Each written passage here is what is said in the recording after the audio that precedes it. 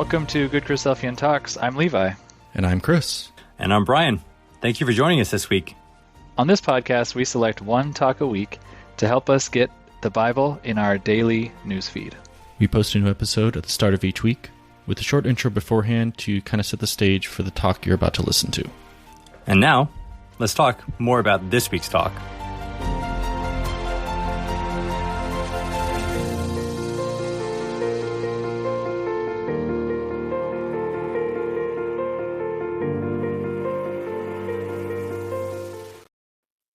Hello and welcome back to another talk. This week we're listening to a study that was taken from the end of year studies given by brother Jona Lawson. I want to make sure I get his name right because the last time we had a class from brother Jona, I mispronounced it. So I apologize, brother Jona, for messing that up. Hopefully I got it right this time.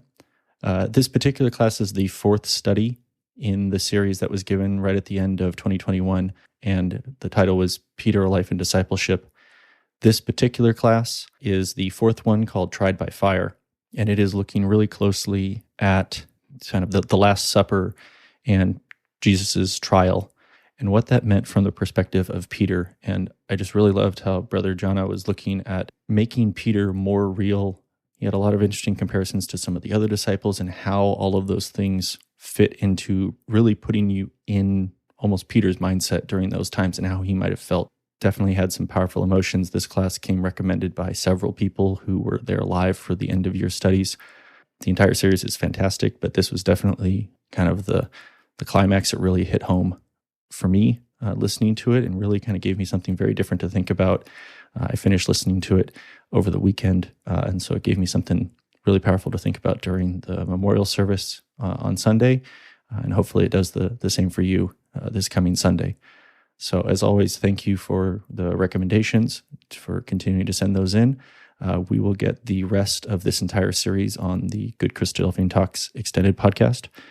With that, I'll turn it over to our brother Jona Lawson for his fourth study on Peter, a Life of Discipleship, titled Trial by Fire. Good evening again, everyone.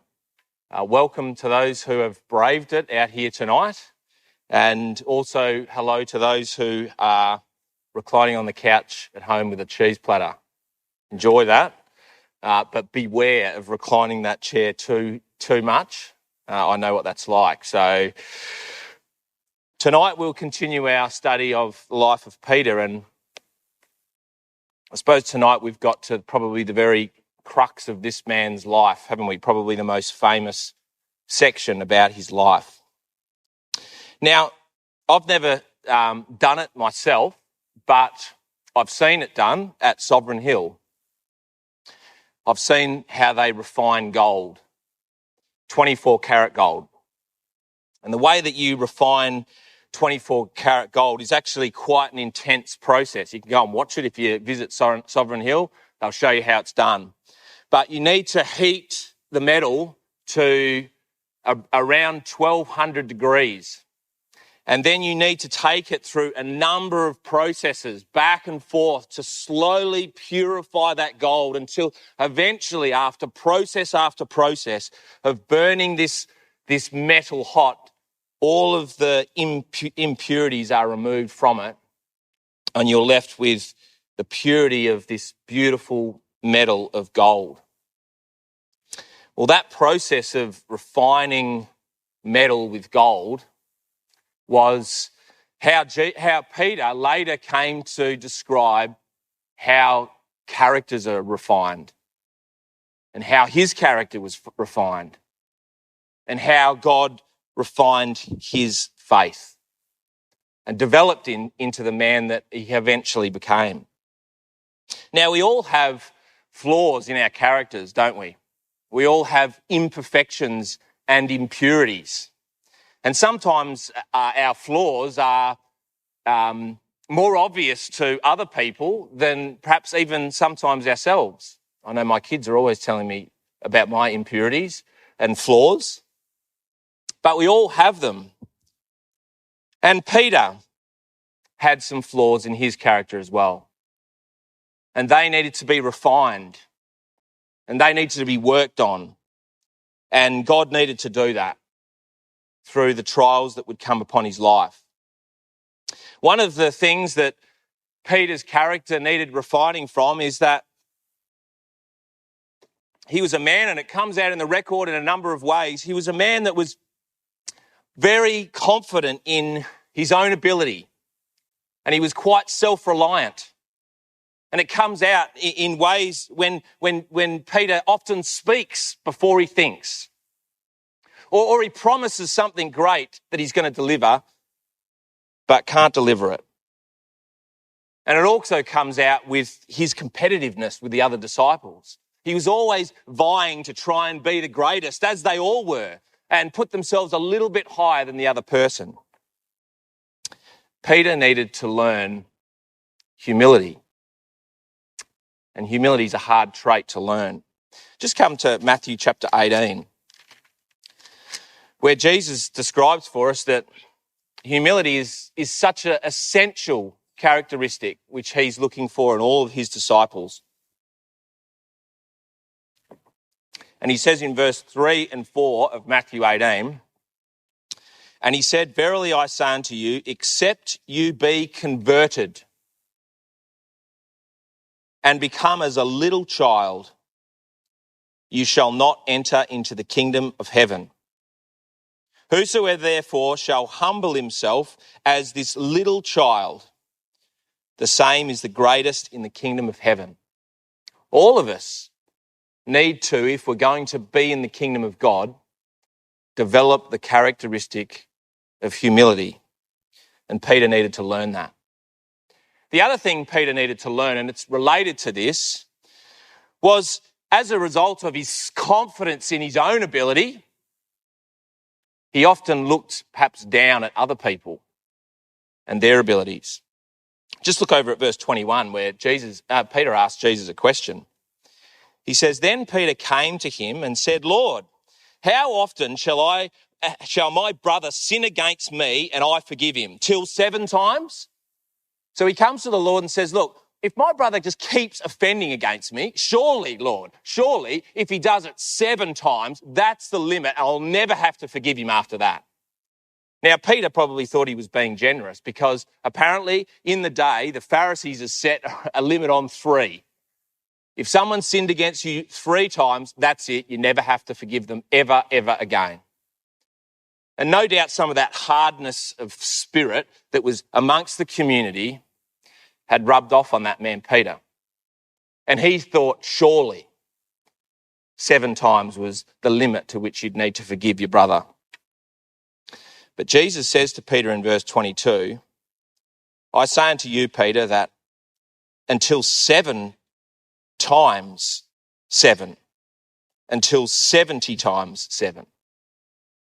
In other words, what Jesus was saying was there's actually no limit to the forgiveness that you should give to your brother.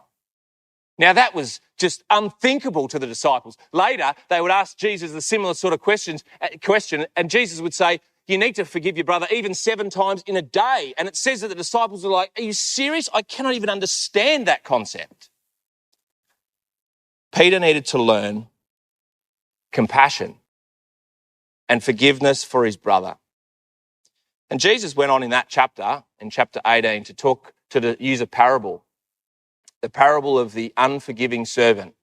And I'm sure you remember it, about a servant who came to his master and he couldn't repay his enormous debt that he had.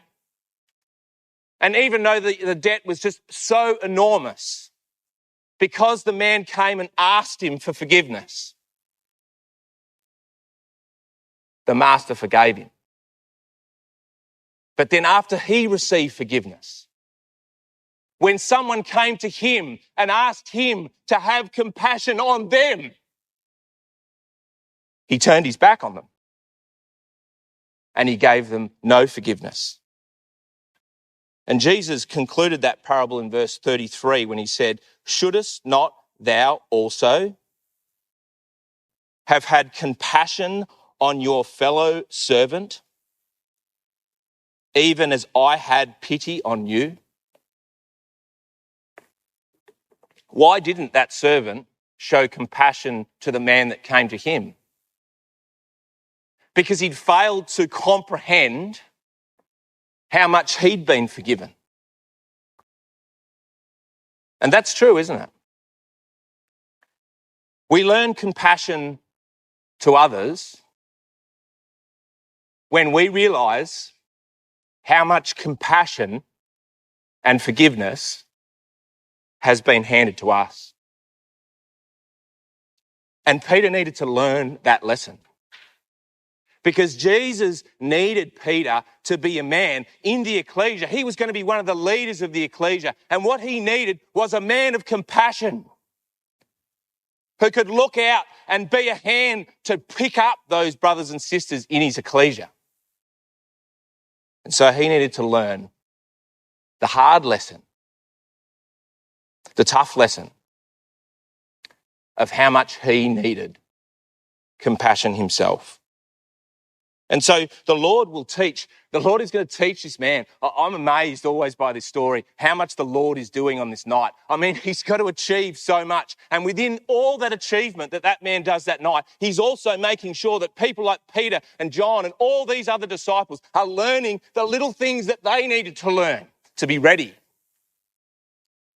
And the Lord made sure that Peter that night learnt humility and compassion. And they were going to be tough lessons for that man to learn. And those lessons would be learned, it would feel like for that man, he was in like a furnace of fire. And we're going to see Peter tonight descend down to his lowest point. But the beautiful thing about this story is it's a comeback story. And I love comeback stories. And we're going to watch tomorrow or on Monday, we're going to see this man rise again out of the depths of his weakness to learn the lessons that his Lord wanted him to learn. Come to Luke chapter 22, where we start this awesome story.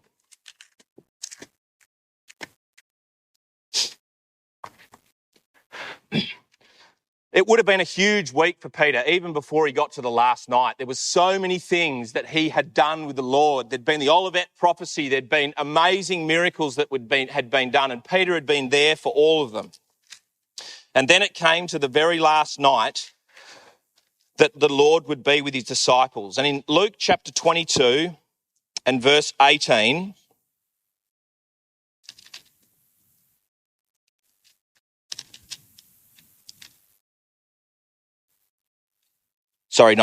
Luke chapter 22 and verse 8. The Lord, in preparation for that night, it says, and he sent Peter and John saying, go and prepare us the Passover that we might eat. So he sent Peter and John, and these were the two most trusted of his disciples, weren't they? And he sent these two men, and they went into Jerusalem to this upper room. But they had to do it in a secret way. There we go. They had to do it in a secret way. Look what he says in verse 10. And he said unto them, behold, when you enter into the city. Now, the city was teeming with people. They reckon that at the time of Passover in Jerusalem, at this time, there could have been up to 1 million people in Jerusalem. That's the size of Adelaide, isn't it? Maybe a little bit less in Adelaide than 1 million. That's a lot of people. 1 million people in old Jerusalem. And he sent with this task to enter into the city in verse 10, and you shall find a man there. And that man will be bearing a pitcher of water. Follow him to the house where he enters. So they had to go into this city teeming with people all preparing for Passover, and they followed this man to this special upper room. Now, why was Jesus being so secretive about it? Well, look what it says in verse 5 and 6. And they were glad, said the Pharisees and chief priests, and they covenanted to give unto him, that's Judas, money. And he promised and sought opportunity to betray him unto them in the absence of the multitude. And Jesus knew that. that Judas was looking for any opportunity he could to now betray the Lord. But the Lord knew that he needed a little bit more time with his disciples. He needed that last night with them in the upper room because he had so many things to pass on to them before he would be taken by Judas. And so he arranged this secret passageway where Peter and John would follow this man with a pitcher of water, and they would go and find the upper room. And then once there, Jesus said, I want you to prepare this Passover for us and get it ready. Let's go to John chapter 13, where we come to the upper room where the Lord is. And of course, now it's now night. And the Lord is with them in the upper room. And they share supper together. But there's something that they didn't do that they would normally do that was a custom. And it's interesting that they followed that man with the pitcher of water upon his head. And maybe it was that pitcher of water that was the water that was used in the upper room. And they watched that man come into the upper room, and they took that big pitcher of water and he placed it down in the upper room. And that pitcher of water was to be used for the custom of the day.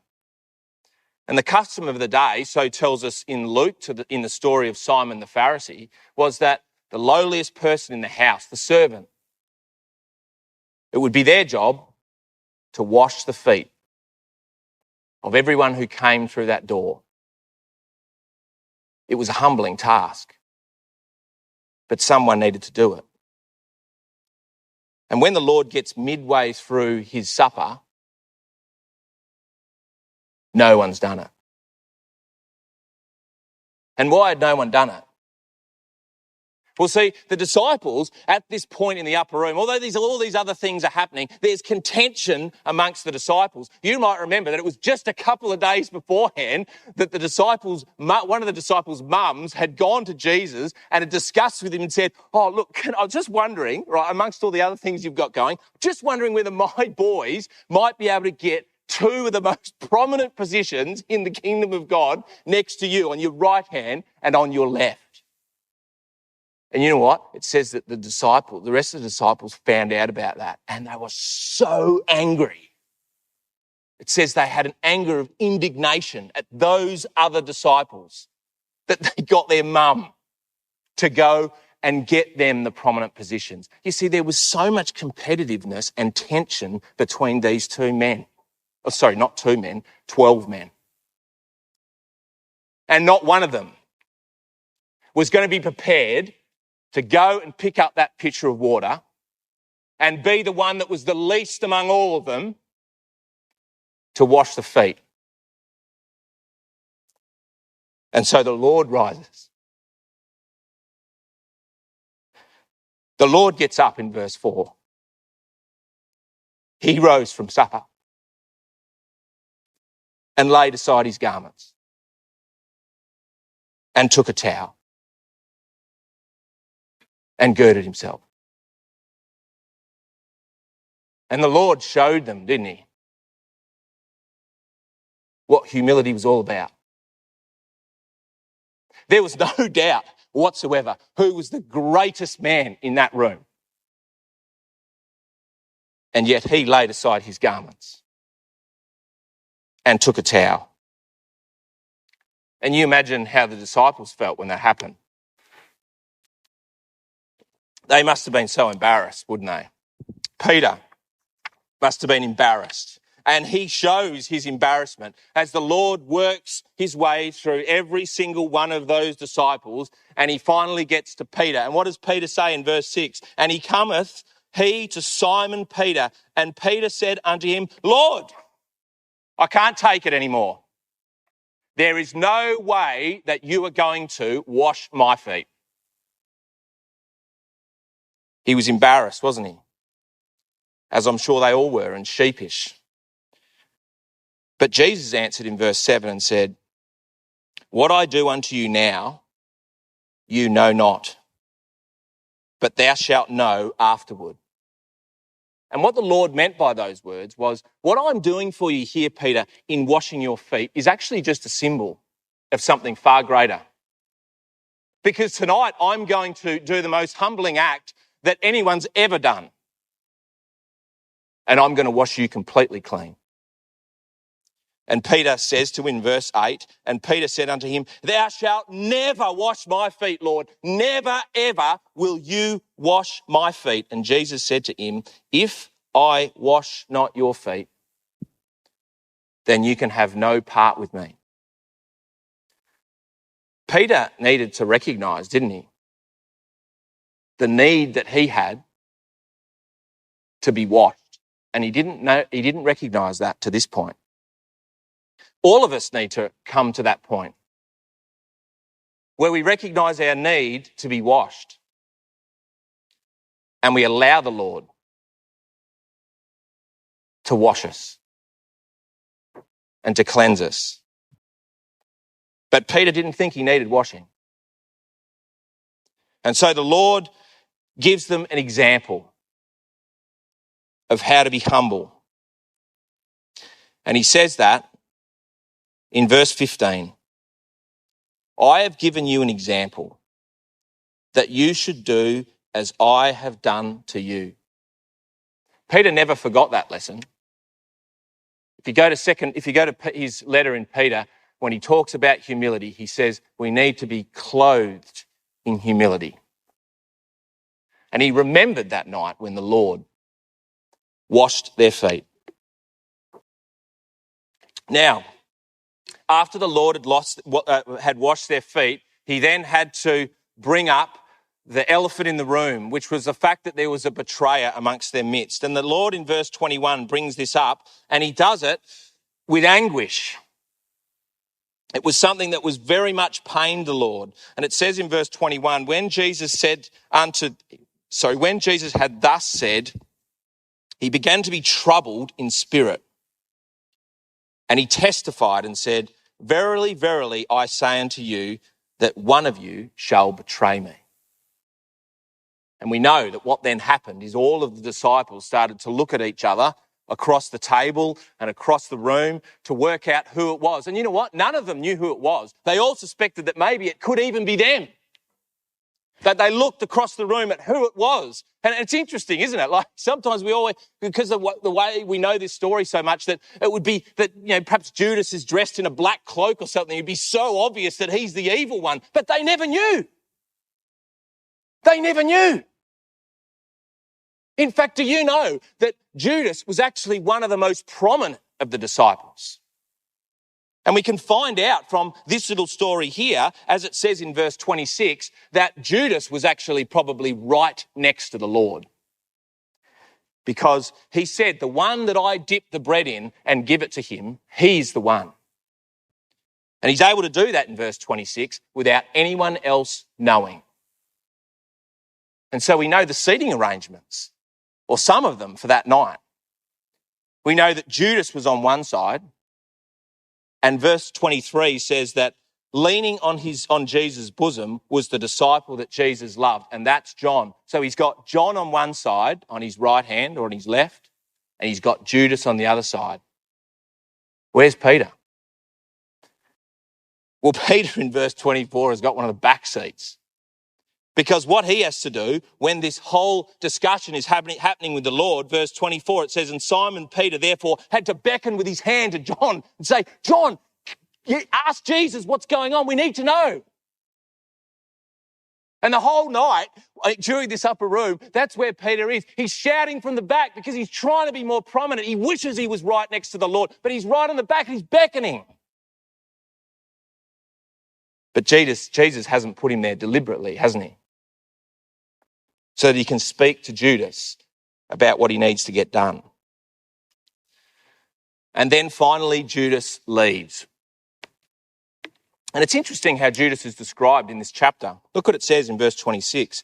And Jesus answered, and he said unto him, I shall give a sop, and when I have dipped it, and when he had dipped the sop, he gave it to Judas Iscariot, the son of Simon.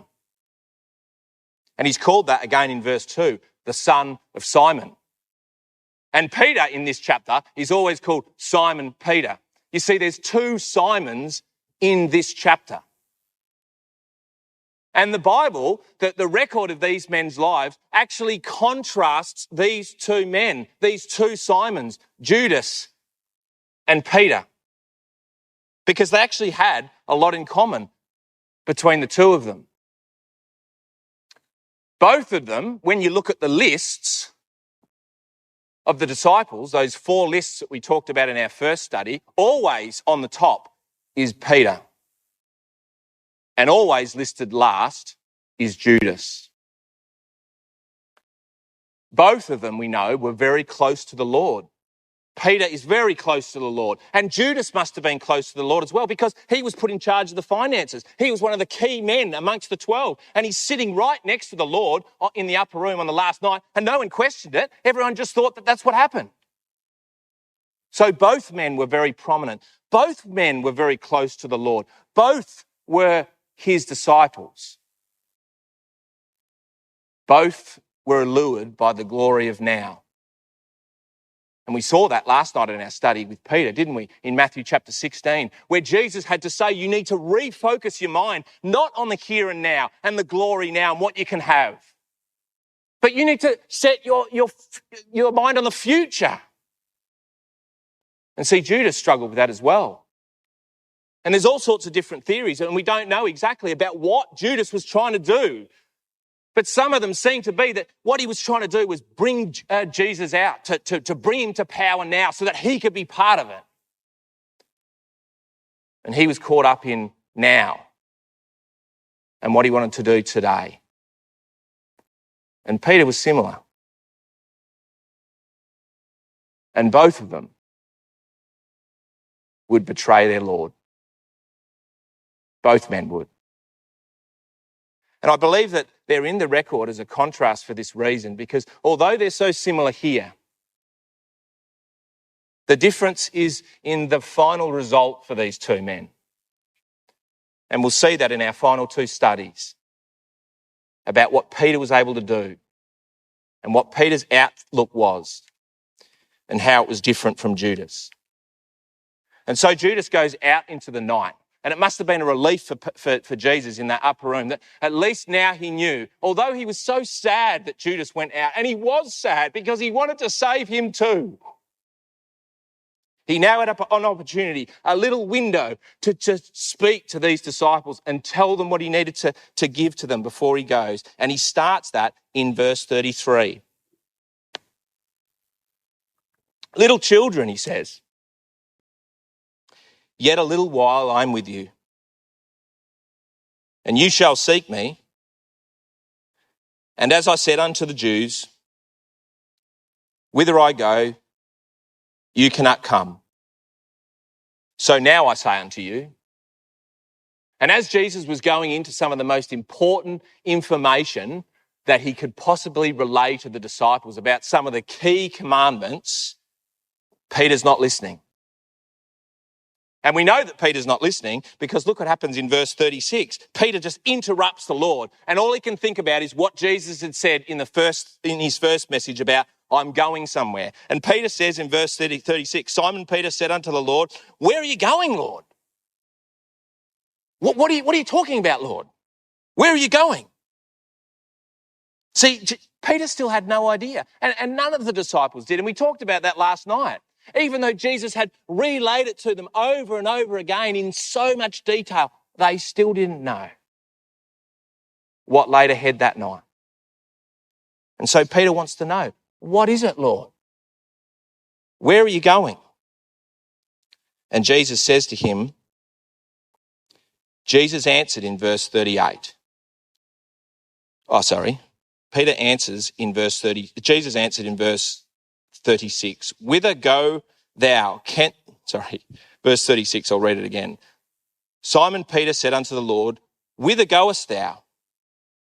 And Jesus answered him, where I go, thou canst not follow me now, but you will follow me afterwards. So he says to Peter, you can't come where I'm going now.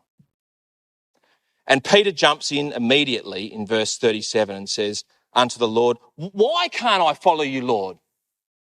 Why can't I go with you now? I will lay down my life for you, Lord. That's how much I love you. I will lay down my life for you. Now, it was going to be the other way around, wasn't it? It was going to be Jesus that would lay down his life for Peter. But see, Peter flipped it and said, I can do it for you, Lord, and I am ready to do that. See, he was overconfident, wasn't he? And he had this faith and trust in the power of his own faithfulness and his own ability to stand right with the Lord that night in anything that was going to happen. And Jesus says to him, verse 38, will you, Peter? Will you lay down your life for my sake? Verily, verily, I say unto you, the cock shall not crow till thou hast denied me three times. So Jesus gives a prophecy here about what was going to happen on that night. Now, the cock crowing is, as most people understand it, was probably not a rooster, but it was probably this Roman watch change. So when the guards changed, they would blow a trumpet sound, and that would be the call to know that they should change their watch. And they would blow that every 3 hours after 12 p.m. So from 12 p.m. and then to 3 a.m.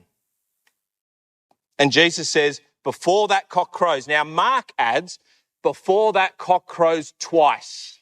And Mark's record is usually thought to be the record that Peter wrote, or Peter got Mark to write.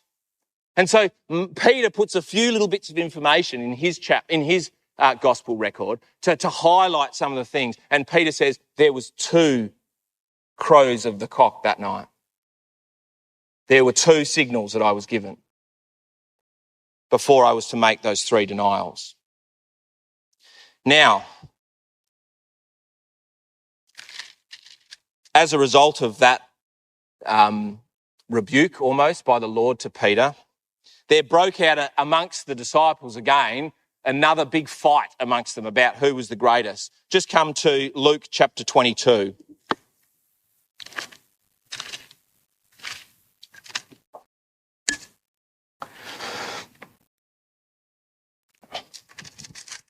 And you can imagine how that probably happened. You know, once the Lord had said to Peter, you haven't got it in you, Peter. You're not going to be able to stand with me. I'm sure some of the other disciples played on that and started to stir up and say, yeah, I told you, Peter, you're not up for it, mate. But some of us are. And then the whole thing erupts in verse 24, and there was also a strife amongst them.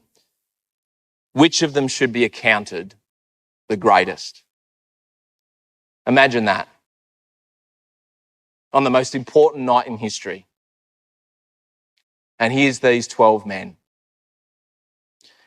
arguing about which one of them's the best. And the Lord gently rebukes them. He knows what they're like. He's been with them. He understands. And he rebukes them for what they've done. And then he turns to Simon again. And probably by this stage, Peter was getting all defensive or in front of his other disciples and getting all worked up. And the Lord says to him again for the second time, verse 31, Simon, Simon. And he uses his original name, doesn't he? That name which means listen. Simon, you need to listen to what I'm saying, because what I'm saying to you is actually really important. And he says, Satan has desired to have you that he might sift you as wheat as well. Now, Satan had been the one that came into the heart of Judas, just in John chapter 13, that he might go and do the things that he was. And the Satan for him was probably this inward conflict about glory now versus glory in the future. And Jesus says to Simon, Simon, that same conflict which is within Judas is within you. and you need to be careful. And he says he's desired to have you this night and sift you as wheat. The way they sifted wheat back in those days is they would get all the wheat and they'd put it in a big area with the little wall around it, and they would take a big stick, right, and they would beat that wheat. And they would smack that wheat until what would happen is the wind would come and all the chaff would come off the top of that wheat. And the wind would come and blow it away, and you'd be left down the bottom with the precious wheat. And that was a painful process for wheat, wasn't it? And that would be the process that Peter would go through that night in order to bring forth the wheat of his character. But Jesus says to him, look what he says in verse 32, "But I have prayed for you, Peter. I have prayed for you that your faith fail not." I'm right here with you, Peter. "And when thou art converted, Peter, strengthen your brethren." And all Peter would have heard from that whole dissertation from the Lord would have been two words: when you are converted. And he's like, are you serious? You're saying that I need to be converted?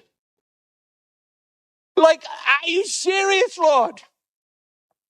I have given the last 2 years of my whole life. I left my family. I left my job. I gave up all for you. And I've been working. I've been asking questions. I've been seeking you. I've been learning about you. I'm one of your most trusted. I would give everything for you, Lord. And you're saying I need to be converted. And that's what he says in verse 33. "Lord, I am ready. I've been with you for 2 years. I am ready now both to go to prison and to go to death if need be." And that's what he thought laid ahead in the night. See, Peter's still got dreams of beautiful glory of him and Jesus riding into Jerusalem on the back of horses and getting rid of the Romans and taking the glory now. And I'm ready with my sword, Jesus. But that wasn't the plan. And Peter wasn't ready. There were parts of his character that needed to be refined. And so Jesus says to him again, gently, he said unto him, "I tell you, Peter, the cock will not crow this day." It's this day, Peter, "before thou shalt deny me that ye ever knew me." That you ever knew me.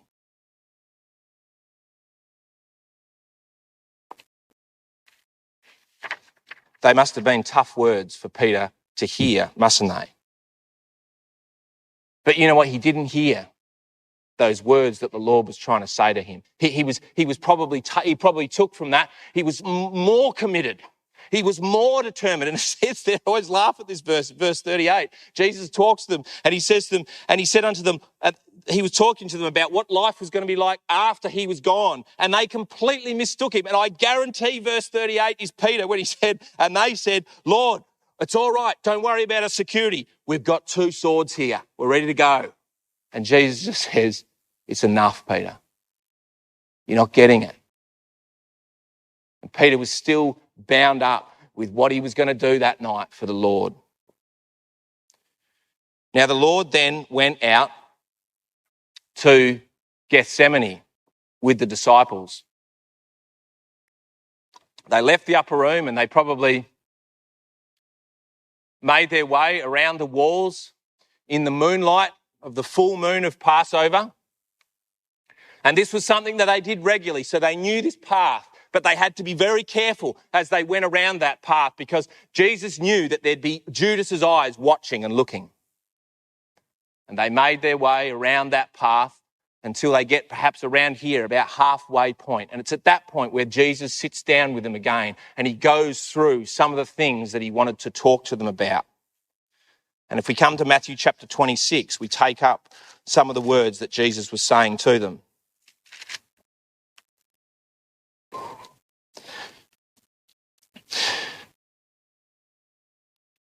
And Jesus needed to bring the reality, not just to Peter. They were all thinking the same way, and he needed to bring a reality to their thinking about what was going to happen on that particular night. And he does this in verse 31. Then Jesus said unto them, all, so it's not just Peter, all of you will be offended because of me this night. For it's been prophesied, I will smite the shepherd, and the sheep of the flock shall be scattered abroad. Lost and leaderless. That's what's going to happen to you tonight. And all your ideas of impending glory are going to be shattered and ruined. And Peter pipes up again for the third time, determined. Verse 33, then Peter answered and said unto him, though all men, Jesus, I don't know about these guys, you're probably right, Lord. They're not up for it. But he says, though all others, Lord, will be offended because of you this night, I never will offend. I would never do it. And so Jesus, for the third time, has to tell Peter, verily, Peter, I say unto you, this very night, Peter, in just a few hours, before the cock crows, you're going to deny me 3 times. And Peter gets all worked up and all passionate. And he says again for one last time, though all would forsake you, Lord, I would die for thee. And I will never deny you. And so passionate must have been that last call from Peter that all the disciples said, we're the same, Jesus. We'll stand with Peter. We would never, ever, ever forsake you. And then they moved from there and they went to Gethsemane. And Gethsemane was where the Lord fought his hardest battle of all, wasn't he?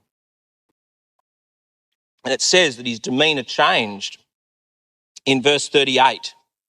And they must have noticed it. Particularly the 3 men that he took closest to him, Peter, James and John. Those 3 men came right close to the Lord. And they must have seen in the Lord a man who was always in such control. They must have seen the lines on his face and the trouble which surround him. As he says there, my soul is exceedingly sorrowful, even unto death. Please be with me here. And we know that from the Psalms that the Lord looked for comforters. He wanted men to be with him during this toughest of moments for him. And so he asked those 3 closest disciples to come with him as he knelt to pray to his Father. But what do? They fell asleep. You see, the night was too big for these men. They were strong, tough fishermen, the toughest of men. But it was all too much for these men. And Jesus comes in verse 40 after he's been praying for an hour or so, and he cometh unto his disciples and he found them asleep, and he picks on Peter again. And he says, Peter, couldn't you wait for me just 1 hour? And he's trying to get Peter to think back at his violent disagreement with him just a few hours beforehand when he'd said he would do anything for the Lord. And he says, you couldn't even stay awake with me for just 1 hour?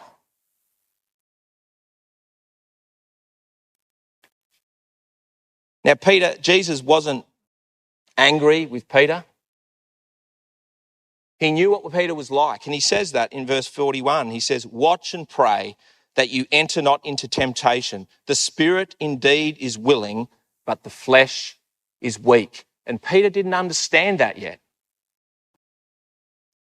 Jesus could see the sincerity of his words, but Peter was yet to understand the weakness of his own flesh to achieve what he thought he could achieve. And that's the lesson that he would learn that night. And so the Lord goes back to pray again. And then after he'd prayed 3 times and won that victory in the garden, all of a sudden, there's a commotion in the garden and the disciples are still asleep. And Jesus goes to the disciples and wakes them up and says, wake up. There's a crowd that's now come into the garden. And he says that in verse 46, rise, let us be going. Behold, he is at hand that doth betray me. And so the disciples, Peter, who's groggy with sleep, get up from their sleep and are right there with the Lord. And who's coming down? Verse 47, and while he yet spake, Judas comes down, one of the 12. And who's with him? There's a great multitude with swords and with staves, and there's the chief priests and there's elders and there's people. They've got clubs, they've got swords, they've got spears. There's a violent group of men that are coming down with Judas to get these men. And they've got violent intent. And when they come down, the Lord is amazing in his demeanour. I always love in John's record when all the soldiers come down and they ask, where is Jesus? Who is Jesus? And Jesus says, I'm Jesus. And it says all of the soldiers fell back onto the ground. They were amazed at the calmness of this man, at the clarity of mind. See, they were hunting fugitives every day, and no one just put up their hand and said, I'm the one, come and get me. And Jesus' concern in that moment was only for his disciples. Mark's record says that as they came to take him, that Jesus said, can you please let these go, these men? Can you let my 12 disciples go? I'm here, you can take me. Please don't let them be harmed. And in the commotion of what was going on, Peter sees his moment. And he's got his sword, hasn't he? In his jacket. And he's determined to be loyal. And verse 51 says, and behold, one of them, which was with Jesus, suddenly jumped out from the rest of the disciples. And he stretched out his hand and he drew out a sword and he struck a blow to one of the soldiers and took off one of his ears. And John says that was Peter. Peter, in a moment of glory, thinks, this is it. This is my opportunity. And he pulls out his sword and he swipes at the enemy and he takes off an ear. Right? I can imagine the other disciples looking at what Peter had done when it all finished, right? This great commotion, and just been like, what are you doing, Peter? Are you serious? Right? You've taken off this guy's ear. And Jesus knew that any second that could just erupt and all of the disciples would be killed. And Jesus acts in an instant and takes that ear and puts it back on the side of the man's head. And instantly people don't even know what's gone on. And Jesus says, please let these disciples go. And he turns to Peter in verse 54 and he says, verse 53, he says to Peter, thinkest thou that I cannot now pray to my Father, and that he shall presently give me more than 12 legions of angels? But how then shall the scriptures be fulfilled? that it must be. And that's what Jesus had said to Peter in Matthew chapter 16, you remember. Peter, it must be. This is not something that's optional. It's something that I must do. And he rebukes Peter in the garden. And then once he's done that, all of the disciples realize the gravity of the situation. And verse 56 says, and all this was done that the scriptures of the prophets might be fulfilled. Then all of the disciples forsook him and fled. And you know what? It wasn't an easy getaway. Mark's record says that as they scampered and scattered in every single direction, that the soldiers were hunting after them. They ran after them. They didn't leave them because one of the soldiers grabbed one of the men's garment and he was left running with nothing on because they wanted to get the disciples as well. Sometimes we look at that scene and we think, the disciples were able to walk out of the garden. They ran for their lives, knowing that if the soldiers had grabbed them, they were going to be killed as well. And they were scattered off in all directions into the night. And then Peter, wherever he went in the first instant moment, he catches his breath. And he regroups himself. And he remembers the words that he'd said to the Lord. It's all a blur now, isn't it? Because he's thrown his sword out. There's all these things have happened. He's run. They've tried to get him, but he's found a little hiding spot. And he thinks now about his loyalty, of what he'd said to the Lord. I'll never betray you. I'll be with you. I'll stand with you. And so he gets back up quickly. And verse 58 says, and Peter followed him afar off unto the high priest's palace. And he went in and sat with the servants to see the end. See, Peter thought that's what was going to happen now. He thought, all's lost. Everything that I thought was going to happen this night, everything that I dreamed was going to happen over this Passover of the Lord coming to glory, it's all now going to come to an end. And he sneaks through the streets of Jerusalem, afar off, behind that band. And he makes his way around the temple, through the streets, creeping, so careful that he doesn't get seen, as they lead Jesus through the winding streets back to the high priest's house. And Peter goes there to see the end. And John's record says that when he got to the high priest's house, the door was locked for him. He couldn't get in. And he knocked at the door and they didn't let him in. And you know what? It was a dangerous place, the high priest's house. You can actually go to Jerusalem today. It's amazing. You can go to Jerusalem and they've actually found the ruins of this exact house. And you can stand and walk in the areas of that house where Peter must have walked. The walls, there's only a few of the walls there, but you can map out and see. And it's not a huge house. So it wasn't going to be easy for Peter to go in there and be able to hide completely. It was dangerous. But there's a courageousness about Peter here, isn't there? At least he went. He was determined to go. And he knocked on the door and he couldn't get in. And John's record says that John had gone there as well. And he was already in that priest's house. And the reason why he was there was because they knew him. Somehow he had some kind of business connection with them. And they knew who John was. They knew that the personality of John. And the damsel at the door had let him in. And Peter sees John in the house and he calls to him and says, "Hey, John, can you get me in as well?" And John comes over to the door and he speaks to the damsel at the door and he says, "Look, this guy's with me. Can he come in?" And she knew him. And so Peter is allowed in. You can imagine Peter, I can imagine him, he must have had like a cloak on, just trying to hide himself as he walked in there. He sees all the soldiers in the courtyard and Peter just walks into that courtyard to try and find a spot where he couldn't be seen. And that's what it says in verse 58, that he came into the palace. Verse 70, verse 69, now Peter sat without in the palace. So he found a spot where he hopefully thought that he couldn't be seen. But then someone came straight up to him from the palace. And it was a damsel girl.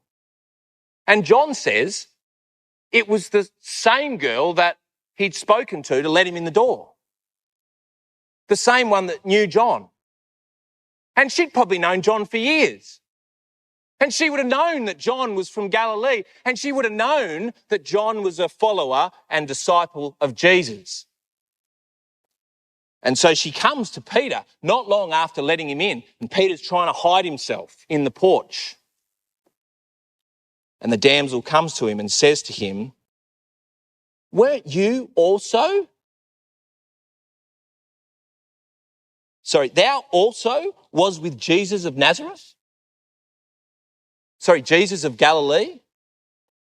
And John's record says that she went further and said, you're one of his disciples like John was probably what she was thinking. See, she'd made the connection. It wasn't an unusual connection for her to make. She'd just been observant and she'd seen this man. Maybe she'd seen Peter before with John. And Peter instantly replies to her in verse 670. But he denied it before them all, saying, I know not what thou sayest. I don't know what you're talking about. I actually do not know what you're talking about at all. I know not who you are talking about. Mark's record says, I don't know him. I don't even know what you're talking about. How was Peter able to do that to the Lord so quickly after the Lord had just told him just a few hours before that this would be what happened? And he just didn't tell him once, did he? He told him 3 times in detail what would happen to him, that you would deny me. And here's Peter having all that information and knowing everything about it. And yet when the question gets asked, he says, I don't know him. I've never known him before. How did he do that? Well, see, he was caught off guard, wasn't he? It wasn't how the night he expected would turn out.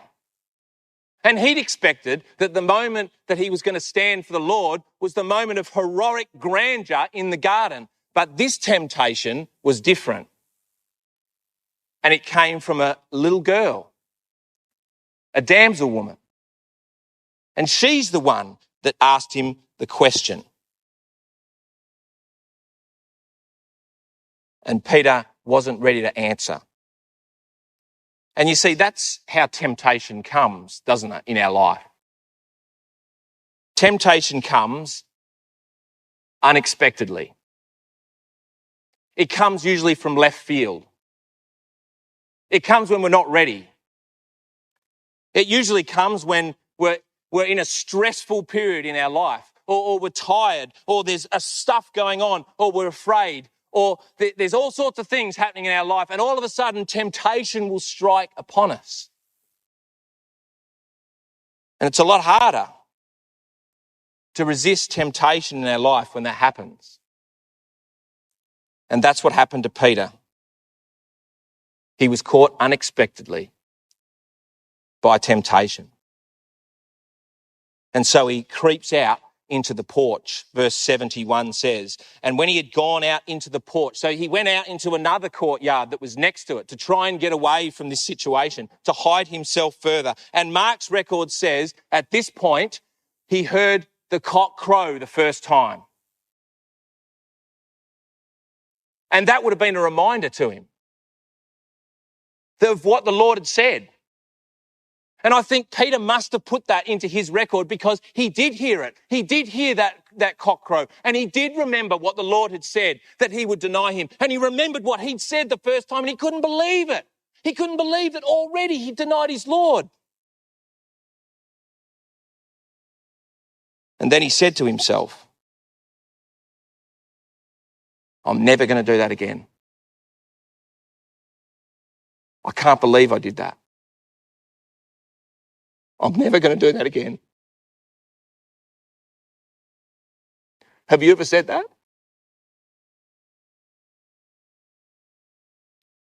When you've been tempted? And then when you've been drawn away by your own lust and enticed? Have you ever said, I'll never do it again? And then you do it again. And you say, I'm never going to do it again. And then you do it again. That's Peter here, isn't it? He's in the midst of temptation. And he's learning, as we all do in life, about our own weakness. As much as we want to be strong, as much as we want to stand for the Lord, we can't do it. And that's what Peter's discovering in this moment in the courtyard.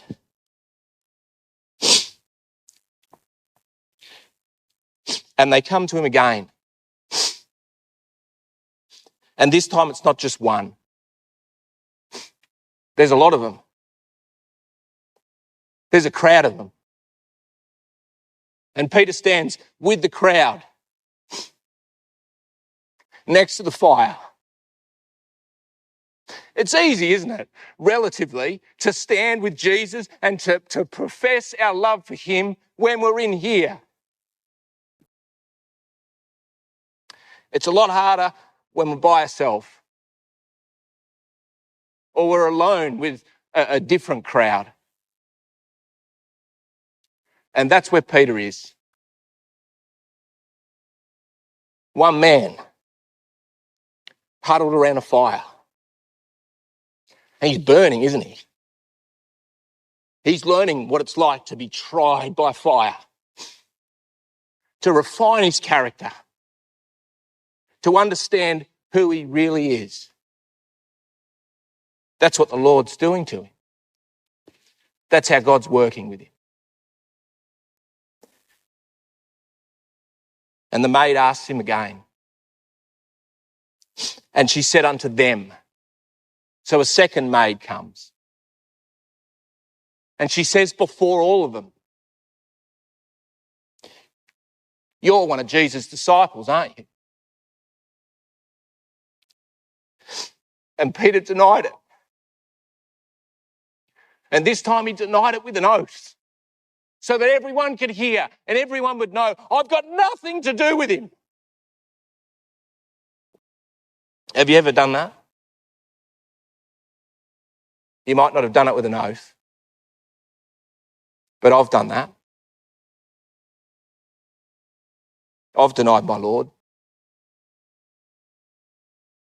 I've not stood up for him and professed I knew him when I should have done. We're no different to this man, are we? And that's what I love about him. And that's why I love how the scripture depicts him. He's just like us.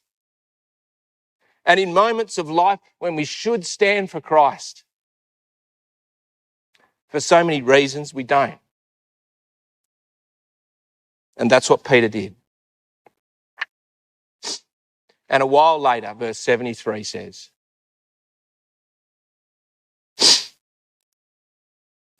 Peter stood again with the crowd. And John tells us that by this stage, the crowd included soldiers. And some of those soldiers were the very soldiers which had been with him in the garden. And Peter knew what he'd done in the garden. He'd been the one with the sword, hadn't he? And John's record says that the man that recognised Peter this time was a relative of the very man whose ear he'd cut off. And what did that mean for Peter? Well, if they recognised him now with all these soldiers, they'd take him, wouldn't they? And they'd cast him into prison.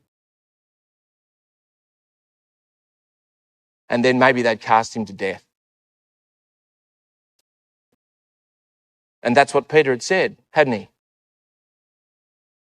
I'm ready, Lord, to go with you to prison and to go with you to death. And so they ask him, you are with him. And it wasn't just one, it was a number of them. And they all started saying, your voice sounds like a Galilean. You're absolutely, definitely with him. And the one that knew him, that saw him in the garden said, it is him. And in that moment, verse 74 says, he began to curse and he began to swear. And he said, I know not that man. And that was the old Simon coming out, wasn't it? He became the fisherman again. And he forgot all the things that Jesus had taught to him in that moment. And he wanted to make sure that everyone knew that he wasn't with Jesus. And at that moment, that exact moment, as Peter was still voicing those words, as they were still coming out of his mouth, that he'd never, ever known his Lord. Verse 74 says, immediately the cock crew. Luke's record says, while he was still speaking. And Luke's record also goes on to say that not only did the cock crow at the exact moment that he was making his third denial, not only that, at the same moment, a door opens from up the top maybe of this priest's house. And at that very moment, out comes the Lord. And through a perfect line of vision,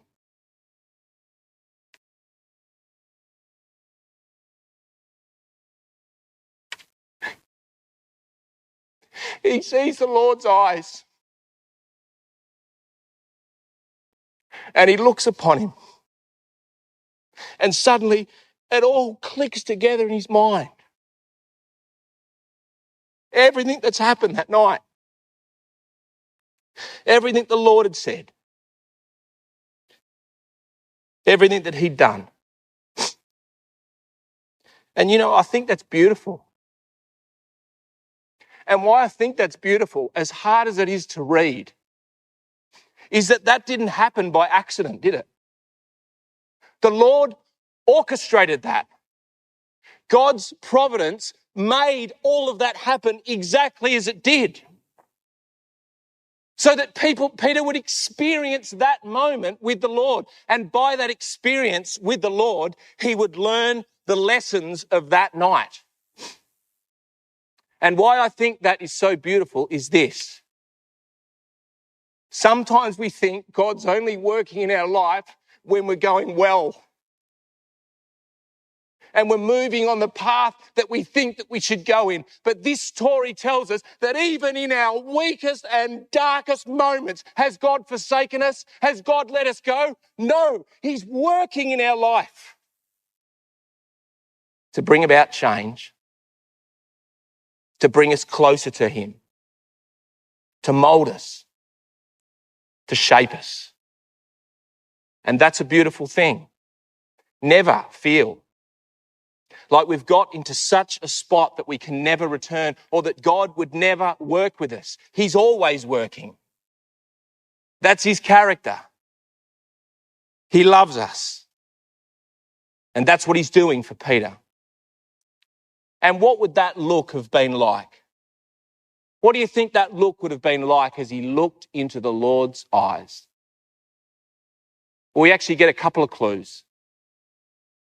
The same word, looked, that is used here when Peter's eyes catch the Lord's, is the same word used when he first met him. You remember when he met him for the first time and it said he looked at him and he knew who he was. And what was that look all about, that first look? It was a look that looked into the eyes of Peter and he knew his potential. And that was the same look that Jesus gave to Peter. He'd not given up on him. And the other time that word is used is when Jesus was speaking to the rich young ruler. And it said that he looked upon that man and he loved him. It was a look of love, wasn't it? And from that parable, it was a look of compassion. I understand, Peter. I understand.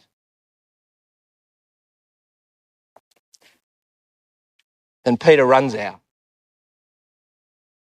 into the night and he weeps bitterly. It was going to be a tough few days for Peter, wasn't it? And there were so many things that he was going to think about. But amongst all that anguish and pain that he thought about over those 3 days, and we'll look at some of those things that he would have gone through in our next study, one of the things he must have thought about and gone through in his mind, despite his own weakness that night, as he thought about the events of that night, he must have been amazed at the behaviour of the Lord. At every step of the way, when he had fallen, the Lord had stood strong. In the upper room, when they had fought and were envious against each other, he was humble. When he'd slept and was unable to support his master in the garden, Jesus struggled. When there was confusion in the garden and all of them ran off into different directions into the night, the Lord was calm. The Lord was composed. The Lord knew exactly what he needed to do. And when he was in the priest's house and he was racked with fear and he denied his Lord, the Lord spoke truth and he stood for God. And I wonder whether you noticed in verse 63 what the Lord said. The question that the Lord was asked. And it was this question which was the question that would send him to his death. Look what it says in verse 63. But Jesus held his peace, and the high priest answered him and said, I adjure thee by the living God that you tell us whether you are the Christ, the Son of God. Remember, that was the same confession that Peter had made.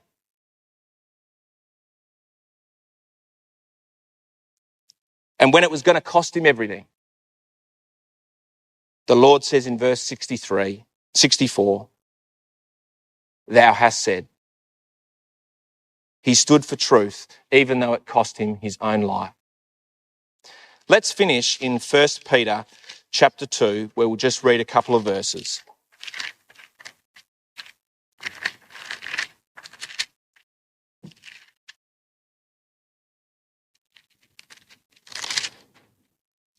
Years later, when Peter was looking back at the example of his Lord, he penned these words in his appreciation for all the Lord had done for him. For even hereunto, verse 21 says of 1 Peter chapter 2, for even hereunto were we called, because Christ also suffered for us. He left us an example that we should follow in his steps. He did no sin, neither was guile found in his mouth, who, when he was reviled, he reviled not again. But when he suffered, he threatened not, but committed himself to him that judged righteously, who his own self bare our sins in his body on the tree, that we, being dead to sins, should live unto righteousness, by whose stripes we are healed. For all of us were like sheep going astray, but are now returned unto the shepherd and bishop of your souls. And Peter is going to be brought back in our next session by that shepherd as he runs out into the night. 3 things that we learnt from tonight. 1, the need for humility. And Peter learnt that tough lesson that night, didn't he? He also came face to face with his own weakness. And all of us, at some point, will come to that realisation. But he also came to the realisation of the amazing strength of his Lord.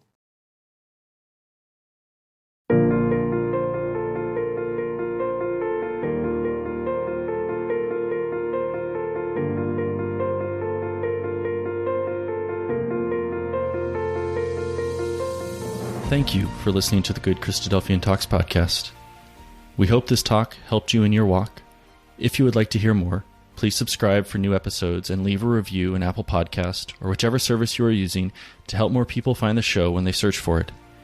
If you enjoyed this particular talk, please share it with someone who you think might enjoy it as well.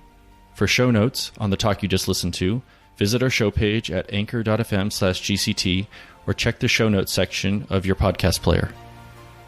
Please share your thoughts on the talk from this week on our Facebook or Instagram pages, where we are at Good Christadelphian Talks, on Twitter, where we are at GCT_podcast, or leave a comment on our YouTube channel, where these talks are posted as well. If you know of a great talk, we want to know about it too. Send a suggestion to our email at goodchristadelphiantalks@gmail.com, or message us on any of our social media accounts.